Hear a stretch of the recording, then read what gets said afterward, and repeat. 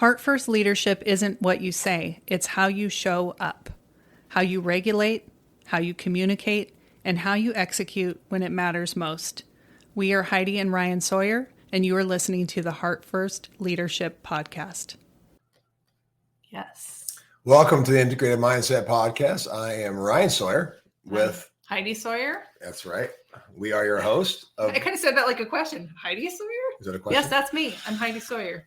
And this is our fifth podcast about the 15 commitments of conscious leadership, which we like to call the 15 commitments of conscious living, to be above the line versus below the line.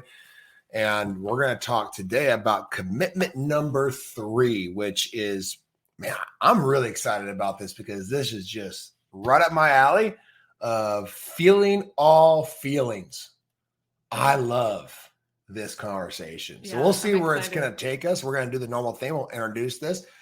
We are hopefully live. Yes, we are live on our social media platform, where you're listening to us back on our podcast or you're checking this out on our YouTube page. Welcome. Thank you for being here. Thank you for taking the time. I know that this world is pulling your attention in every possible direction. So for you to take a few minutes to spend it with us and to be doing this work, being curious and leaning into this work of what it means to be conscious in your own life, impacting your life, impacting the lives of those around you, impacting your marriage, your children, your teams, your communities. Like, in my personal opinion, I get on my little soapbox every week because I like to get myself pumped up, right? There is no more important work that we can do. Yeah. I was in a networking meeting. I'm going to tell a little quick story before you go into it. I was in a little, I don't know why, but I was in a little networking meeting this morning. I'm in part of a networking group. There was like 40 professionals, right? In this meeting, we all go around and do a little commercial of sorts, 45 seconds. I'm so-and-so and I sell this type of insurance, or I, whatever. Right. And so everybody's going around and I'm paying attention very closely to everybody's commercials. And I'm recognizing there's value there. Like, that's needed. And every single commercial was something about manipulating the world outside of ourselves. Interesting. Every single commercial was about, well, if you have this type of insurance, then you'll feel safe. Then you'll be okay. Or if you got this new car, this new electric car, like, hey, you'll have that new ride. You'll be feeling good. Right on, Or, hey, you know what you should do? You should remodel your kitchen or remodel your bathroom or build this new cabinetry. Or you should, there's a flooring guy, if you're ready, let's put in that new. And again, all have value. Yeah. All are somewhat necessary, like the business coaches and all these different consultants and leadership and all these things. Like, it's all out there in the world. It's all part of our outer journey, and it's all part of helping us be on our path, but it's missing.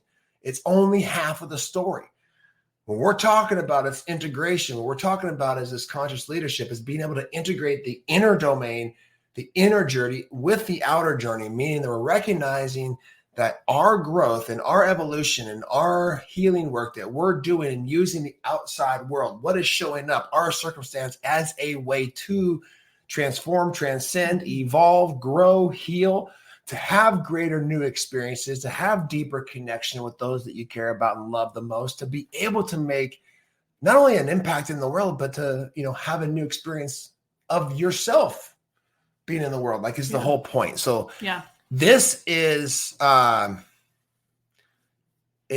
could potentially, in my personal opinion, like one of the most important concepts. So to finish my story, we're going around, everybody's got their outer journey, right? And I came to my commercial was like this: are you okay?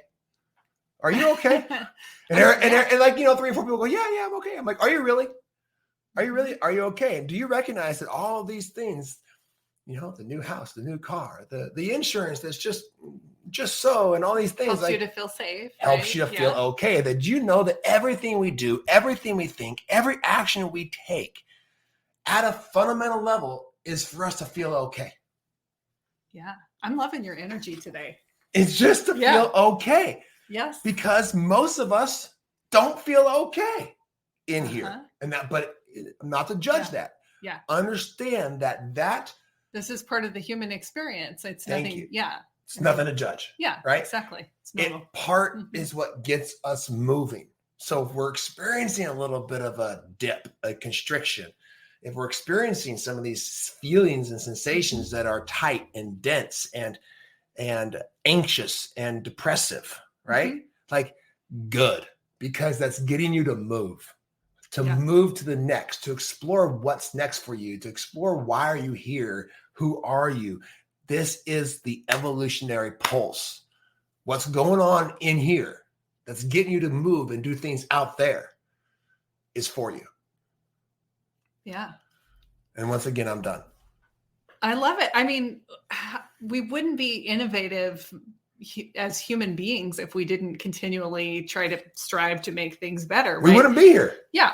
I mean, we'd be sitting around in the cave, not doing anything. Right. And there'd be a whole world going on out there. We wouldn't even know about it. Yeah. Right. So it's about finding this balance between the inside and the outside world. But a big part of that is being able to feel your feelings to completion. So Heidi, go ahead. I just want to say something. It's so funny. Last night you were like almost asleep. And I said, did you know that I can just decide to love my kitchen exactly as it is right now? Isn't that amazing? Because I've been thinking about remodeling, right? Changing something on the outside. And I said, did you know I have a really hard time falling asleep most days, and you just woke me up. Yeah. But I just want to say, it's amazing. Did you know that you can just decide to change the way that you feel about something and change your experience? And mainly really how you feel about yourself and how you judge and identify and attach to what you're experiencing internally, which is what we're talking about today. Yeah. And a lot of times when we are experiencing something internally, we try to look to the external world as an explanation, looking for a story to attach to it. Well, you know what? I just don't feel good. And if I had that new thing, or if a person I'm in a relationship was a different way, or if I had a different car or whatever, then I would feel better. So we try to attach our being okay to something external. What I call our okayness. Yeah. So let's talk about commitment number 3, because commitment number 3 is really the opposite of that. It's allowing uncomfortable feelings or joyful feelings to be there and feel them all the way through to completion. So commitment 3 is, I commit to feeling my feelings all the way through to completion. They come and I locate them in my body, and then I move, breathe, and vocalize them so that I can release them all the way through. And I think this is interesting because a lot of us have been taught to repress emotions, to recycle emotions. And I'm sure you could think back to a time maybe when in your childhood where you expressed emotion in some way, and someone around you, maybe even non-verbally, gave you the signal that, yeah, it's not okay to be angry. Well, let's make this really, really simple. Your kid does something. He comes to you. She comes to you. She's an 8-10-year-old. The story of Haley taking a basketball to the face. Yeah. Right.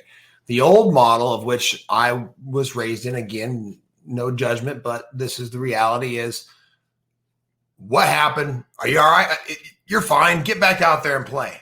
Right. Which we think we're making our kids tough. Right. We think that we're making them like, oh, you're going to be all right. Come on, stop crying, get up and be all right. Dust it off. Right. Okay. Yeah. And maybe there's a time and a place for us to dust it off and just get back out there and play. I get that. But what that is teaching us is to not allow for what we're currently experiencing to be there. We actually then judge it. Right. And that judgment is what gets us to hold on to it. We become these incredible pressure cookers.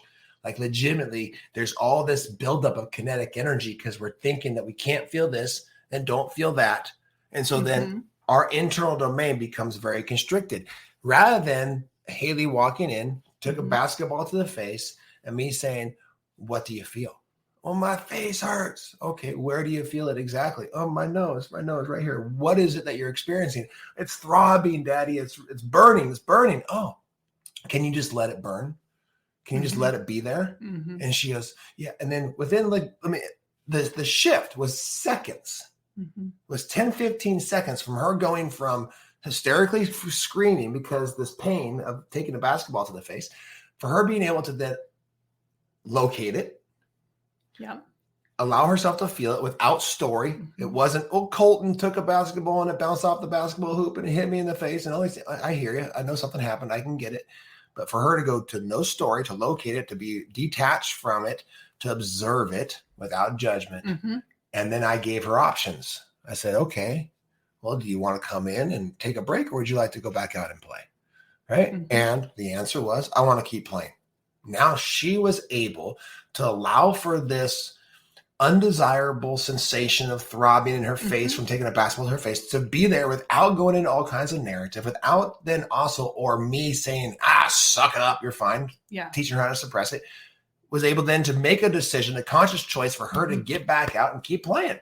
Yeah. And that whole thing lasted under a minute rather than it dragging on and then impacting her for an hour later, potentially, or whatever that looks like. Right. And this is just a small example of, I believe, how most of us, because we just don't understand the repercussions of a consistent basis of being told to not feel. It's not that someone said, oh, you can't feel, you're bad. Yeah. But it's these tiny messages that get built over time that we just then aren't able, we don't develop the skill of actually observing what we're experiencing. I think a lot of times they're just so, they're so subtle. And because as human beings, and especially in childhood, we take a lot of meaning on from what we're experiencing. So it can just be not maybe an appropriate time to be yelling or crying or whatever, according to the adult that's there. But what's sort of internalized by us as human beings is it's not okay for me to feel that emotion. So then we repress it. And when we repress, then it leaks out in weird ways. Undesirable ways. Because everything that we're experiencing and feeling, it wants to move through you. It wants to be like the air that you breathe, where you breathe it in and you breathe it out. But when we're holding on to it and we're pushing it down, it has nowhere to go, and it comes out at just weird, inopportune times. Yeah. So let's go a bit deeper, and they do this in the book. They identify. Did you finish reading? Oh, I was going to read the below. I read the above the line commitment, which was feeling the feelings all the way through. All the way to completion. Okay, completion. Let's leave it there. But I want to read the below the line statement also. So below the line, I commit to resisting, judging, and apologizing for my feelings. I repress, avoid, and withhold them. Okay. So I think it's important, they do this in the book, for us also to identify what is a feeling and emotion here based upon our knowledge, right? So you've heard this concept or idea. They even introduce it in the book. Emotion is energy in motion, right? And so our feelings and emotions, let's just put that in one category to simplify this conversation. Thoughts are surface chop in the form of an ocean. Just beneath that are the feelings and emotions in that same ocean, like the current, pushing us, pulling us in one way or direction. And we can get caught in these vicious cycles of thinking, creating a certain feeling. We know thoughts can create feelings. Get in that and then loop. That feeling ingrains another thought. And this is true. Like thoughts create feelings and feelings create thoughts. But here's the thing. Feelings and emotions are just what we have labeled as what is the body experiencing as sensations in the body. When you think about sensations is a sensory input coming from the world, right? We have all these different ways that senses come in. We also are able to have this introspective feeling of a throbbing, of a burning, of a constriction, of an expansion, of a twisting, they have all this whole thing here. A swirling, churning, swelling, tickling, buzzing, warming, fluttering, all these things that happen inside of our body. So those things happen. Yeah. And at some point or another, that information, it's information coming from our body. 80% of the communication to our brain goes from our heart and or our gut. The information goes, and like legitimately, like the circuitry or the fibers go up to our brain, through our brainstem, up into our brain. 20% of that communication is responsible for motor input and or sending chemicals and hormones and that sort of things from the brain to the body. So the body, the sensations, is informing, going up through our brainstem, is informing, passing through our limbic system, through the meaning making, the social connection component of our brain, into our neural circuitry. So that's what the sensations create, the information that then is created into these mental models, right? That we then label as that's sadness, that's fear, That's this, that's that, whatever. That's joy, that's good, that's bad, that's desirable, that's undesirable. Yeah. Right? So at a core, I think it's important to understand, let's not get confused based upon, we use the words feelings, we use the words emotions, we are feeling an emotion, all labels, okay? And the combination of thoughts and feelings create our state, our wave that we are currently being in the world. We're currently afraid, fearful, angry, experiencing guilt, shame, apathy.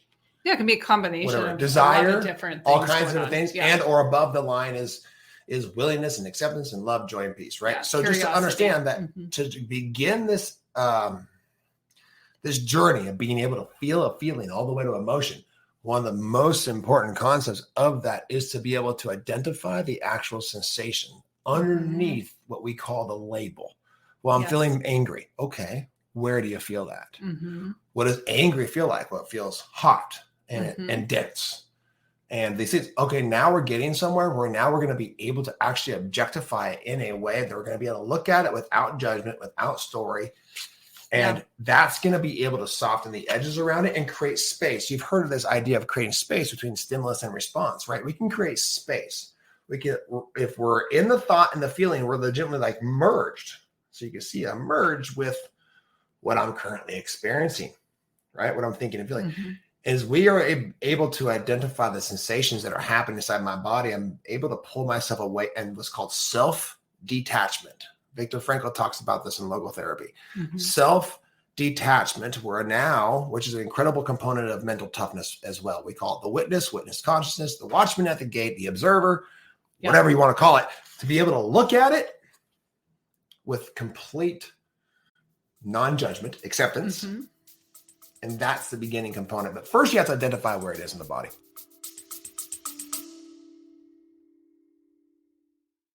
We are all leaders. If you're ready to stop waiting and start impacting your environment in a powerful way, we want to connect with you.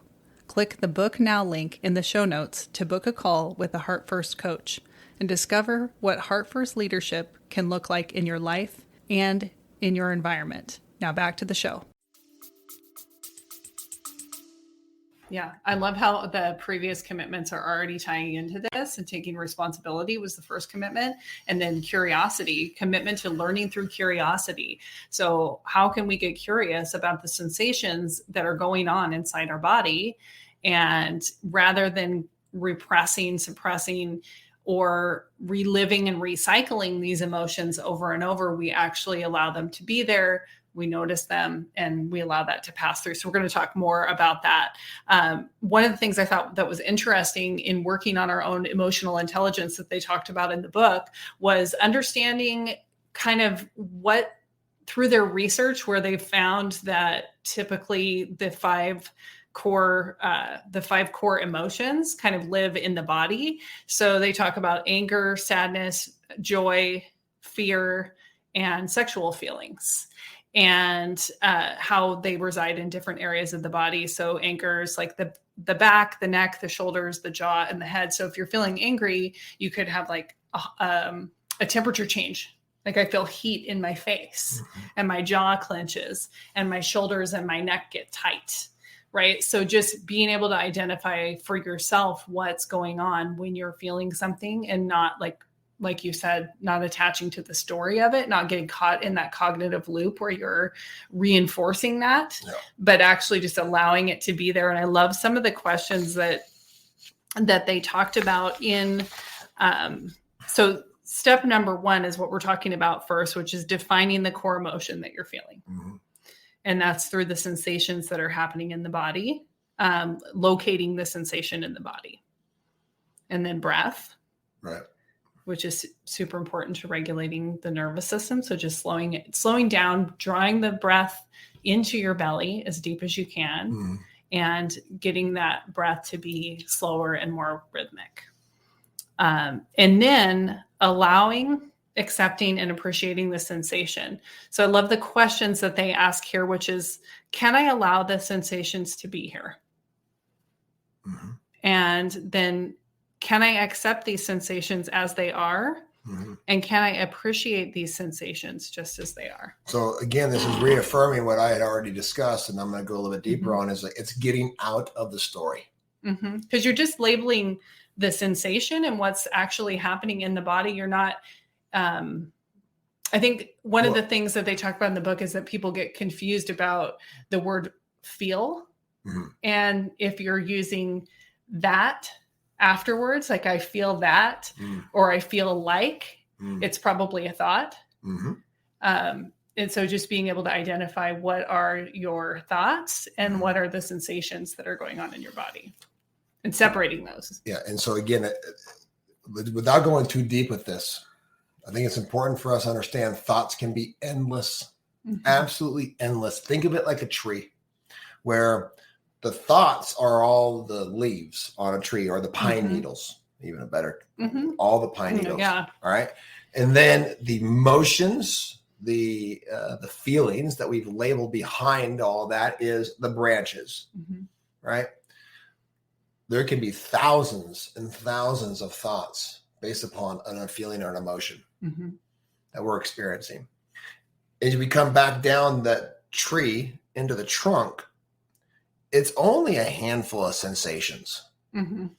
Yeah. That you can, I mean, this is an incredible list. This is about 20 different sensations that they have identified. It's one of the most expansive lists of sensations I've ever seen. I have a list of about 12 or 15. This has other ones that I haven't seen, like churning. I never had that one on there. And pinching, I like that one. Itching, flowing, numbing, cooling, expanding, vibrating, bubbling. These things are what's actually happening. The signals, the sensations in our body, the sensory input coming up in through our brainstem. That's the actual trunk of the tree. So the sensations are happening. We then have all these thoughts that create this attachment to these feelings and emotions, identification, saying, "Oh, I want to feel this. I don't want to feel that." And this, and here's the thing. They're all records of the past. All thoughts, all emotions are all records of the past. It's all based upon past algorithms and conditioning. And the simple component that helps me to feel feelings to completion is when I learned this, and I can't remember where, but thoughts and emotions are stress trying to leave the body. Something comes in that hits it. Yeah. If it gets hit, that means that it's in there. Yeah. And it being in there, I think it was probably Michael Singer. I was just going to say, it sounds like Michael Singer. As I'm talking, I'm like, that's definitely Mickey. It's all right, your so stuff. We got to get down to Florida and go see his stuff anyway. It comes in, it hits the stuff, right? It's in there. It's in our consciousness. It's in our flow and our river of consciousness. Like that's happening, this energetic expression of our body, right? It hits something in there.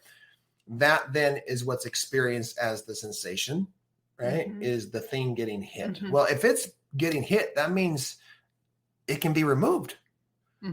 That means it's there because of something that happened yesterday, yesteryear, otherwise, right? And so we can appreciate it, bring our attention to it. We can accept it, and we can allow it to be there to such a way that it begins to move, right? But it's our resistance to actually getting out of the story, because when it gets hit, we tell the story, we affirm it, we look for the confirmation of it, You and look now for it's more proof. Yeah. More And now evidence. it gets even further ingrained, and then we ruminate it, and then we're thinking and feeling and thinking, and we think, oh, this is definitely me, and the world's against me, and that person should have, and that person shouldn't have. And and you know what I should have said to that person? rather than having this incredible emotional intelligence to be in a scenario where something gets hit, boom, and to not go into the story.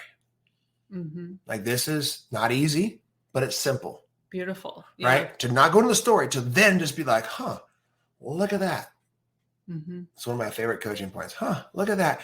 And then there's the thing getting hit. And then now I'm going to let it pass. I'm going to let it move. I'm going to let it do what it's going to do. I'm going to feel it to completion because I'm not going to get involved with it. 95% of what we're thinking and feeling does not need our involvement because it's a record of the past. Yeah. It has nothing to do with where you're going. And actually, by allowing yourself to feel it fully, that is the healing work. Like, legitimately, our healing is not in the characters. Mhm. It's in the sensations.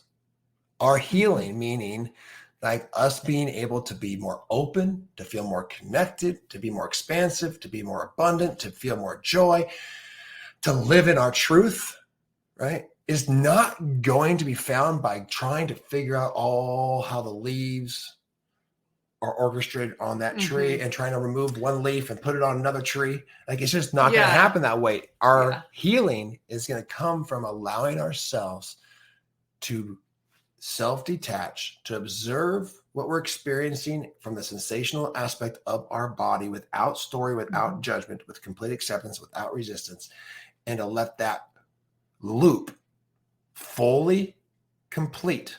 And they even say it can happen in 90 seconds. When you allow for that to complete all the way, then it will begin to move and be liberated from you. What we do, though, we start to feel it and we stop it. It's like emotional constipation. I mean, I just thought of this. I don't know. It is, right? It is, right? Let it go. I've never heard you say that before. Did you just not come up with that? Yeah. Have you heard that before? No, I just thought about it. Yeah. How do you like that? Yeah. I mean, let it complete the cycle. Because when you leave all that stuff in there, it makes you sick. That's right. It does. Truly.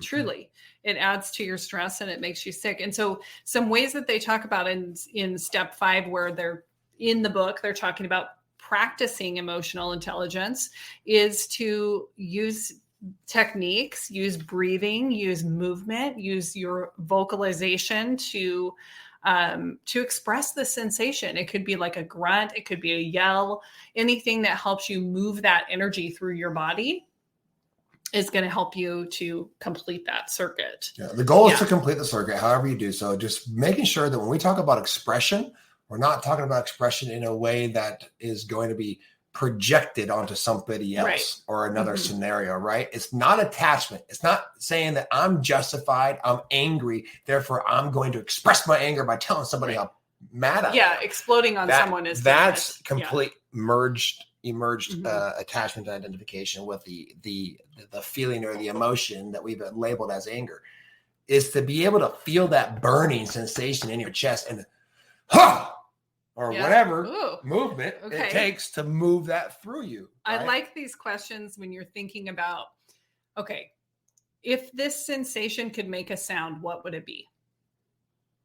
And then letting that happen. I just did it. Right? Yeah. If this sensation could move, how would it do that? And I love that framework, because you move like this. Yeah. Well, if you're joyful, caught up in your head, these questions can also help you to get in touch with that feeling or sensation that's going on and be able to find a way to express it. I love what they're talking about right here. What we're talking about is basically this observation of repression or suppression is like kinking a hose, right? And so if you have a hose, a water hose, and you kink it, it slows down to a trickle, right? And now you have less of a capacity to feel. I mean, I've come across people who legitimately just have closed off their ability to feel. Yeah. Like they just have not allowed for themselves to feel so much throughout their life that now they're in a place where it's like, there's nothing going on in there. It's just that we have to unkink the hose. We have to go find what's actually being held onto and grasped onto in such a way that hose is kinked off. And whether this is true or not really is not, they say this in the book. There's other things that I've studied that would argue against this. So I'm not going to say that this is true, but if you kink off your ability to feel anger, you also then will kink off your ability to feel different aspects of joy.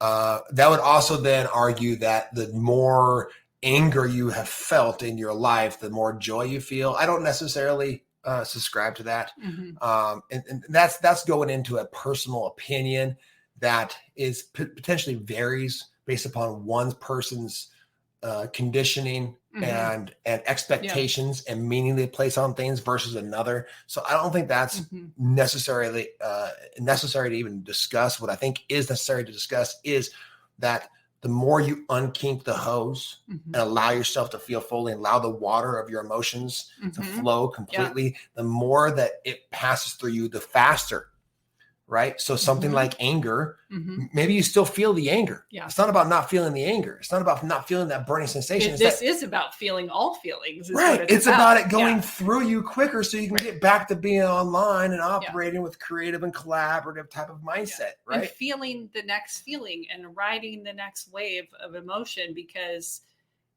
it's supposed to come and go.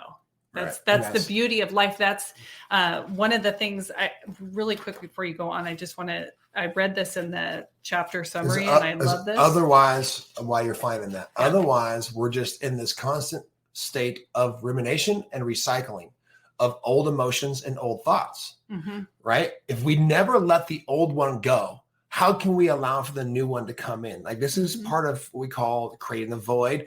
This concept of letting go or surrender. Letting go would be like, I need to allow for what has been there to pass fully through me, to be able to create an environment within my body and in my mind and in my spirit that is in a state of receivership to receive the new thought about me, the new belief, the new emotion, the new opportunity, right? The new marriage. I have to let go of. If there's been some sort of past scar between the two of us, which there has been, we have to let go of that story, of that hurt, of that pain, of that guilt on my end, of that anger and betrayal.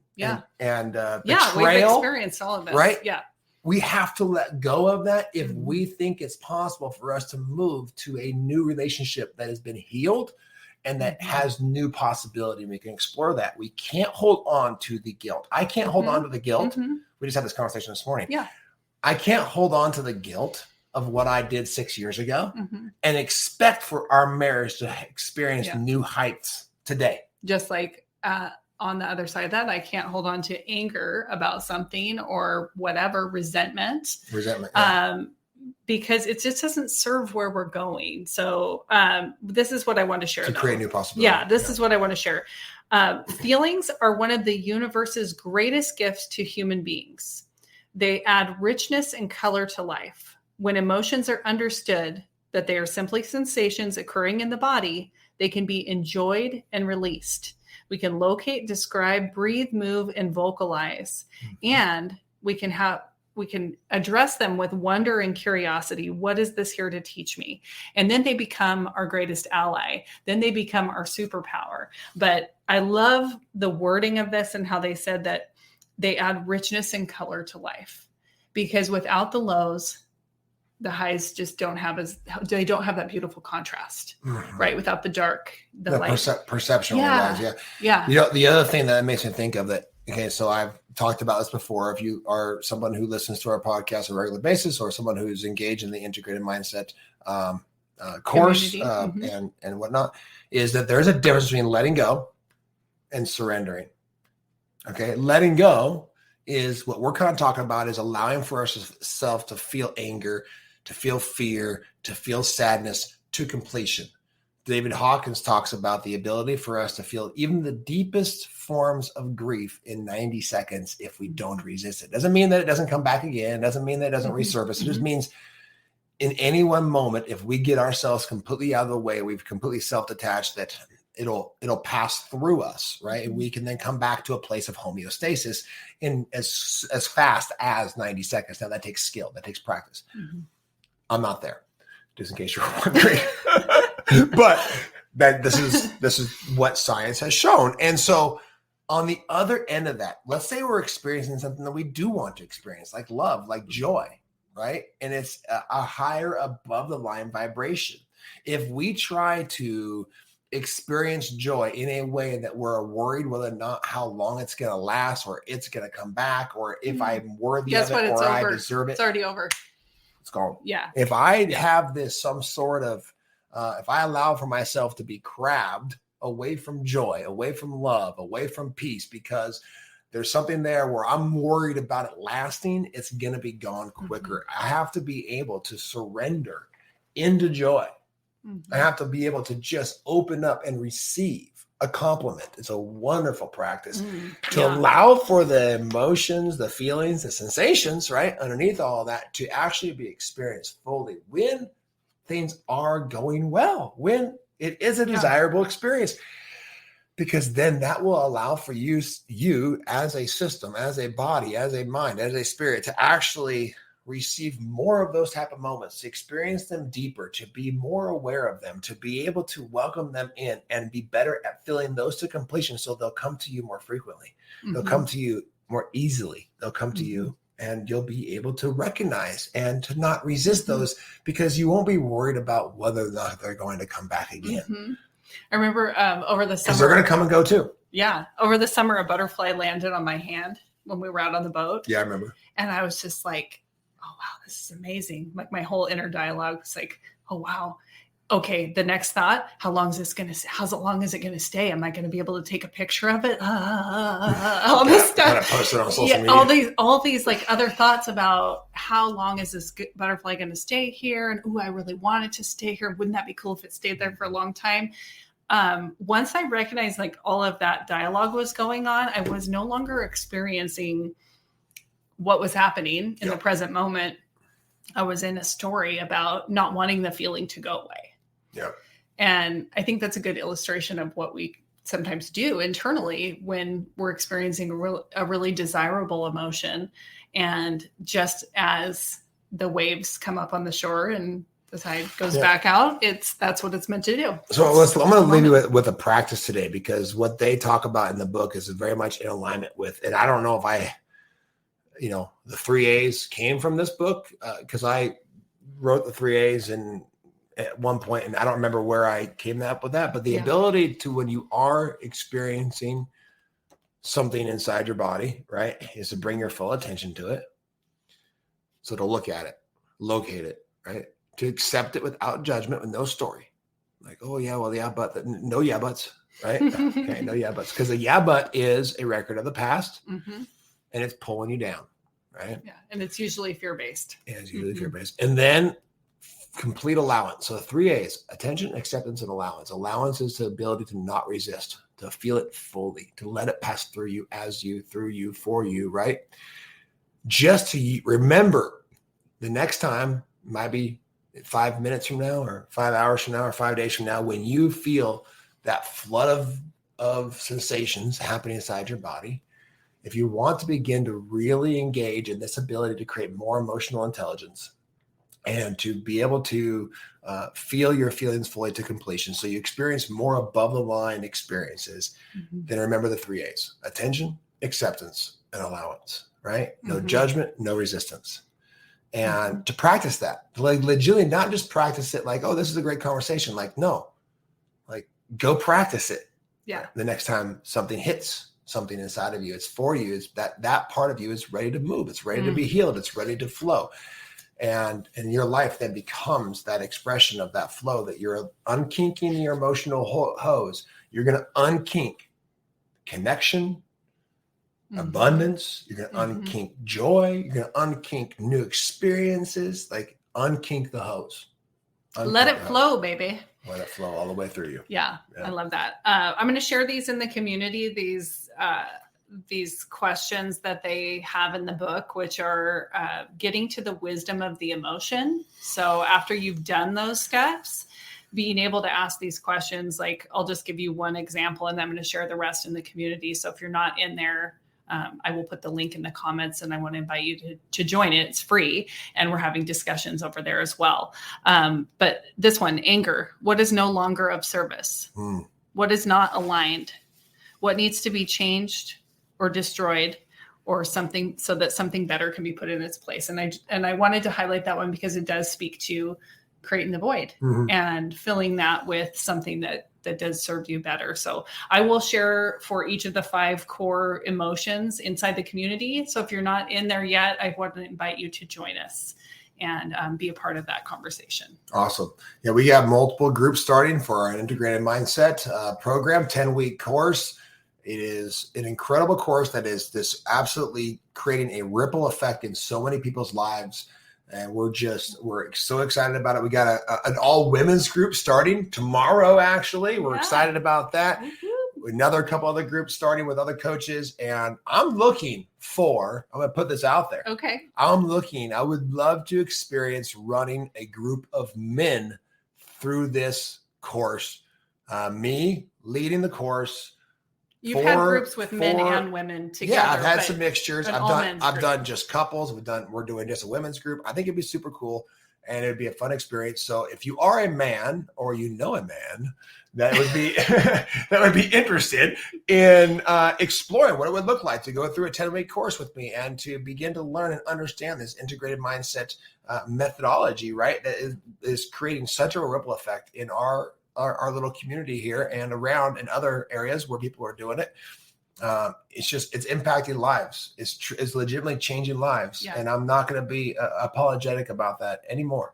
I'm going to feel my feelings all the way to completion. The joy and the excitement that I have for being at a place in life where we're doing this full time, and it's time. If you're thinking you're on the fence, it's time for you to reach out, ask, engage, and to be able to experience new levels of awareness, joy, peace, love, abundance in your life and impact your environment. The impact this has on your team, on your community, on your kids, on your marriage is priceless. It's absolutely priceless. So hop in, ask questions. We're here. We're ready to serve you. Thank you for your time and your energy. And I'm going to tell you everything else.